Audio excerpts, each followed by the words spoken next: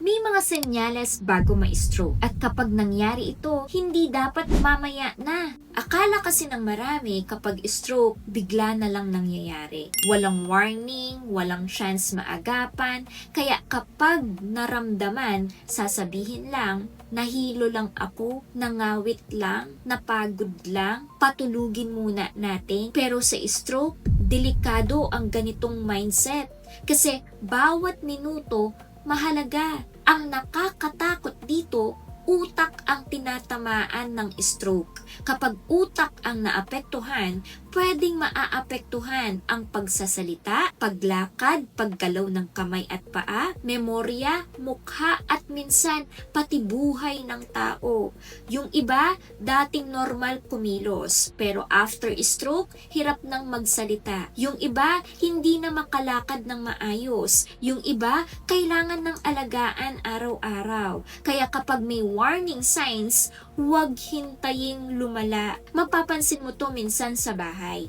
Biglang tumabingi ang ngiti ni nanay, biglang nanghina ang isang kamay ni tatay, biglang nabitawan ng hawak, biglang nabubulol magsalita, biglang hindi maintindihan ang sinasabi, biglang namanhid ang isang side ng katawan, o kaya biglang nawalan ng balance habang naglalakad. Minsan, nawawala after ilang minutes, kaya akala ng iba, okay na. Pero kahit nawala, dapat pa rin magpa-check agad. Minsan, warning signs na pala yun. Ganito kasi yan. Ang stroke, nangyayari kapag may parte ng utak na nawawalan ng maayos na daloy ng dugo. Pwedeng may bara sa ugat, pwede ring may pumutok na ugat. Kapag hindi nakakarating ang dugo at oxygen sa utak, nagsisimulang maapektuhan ng brain cells. Kaya biglaan ang sintomas. Tabingi ang mukha, mahina ang isang braso, bulol magsalita, nalilito, biglang nawawalan ng balance.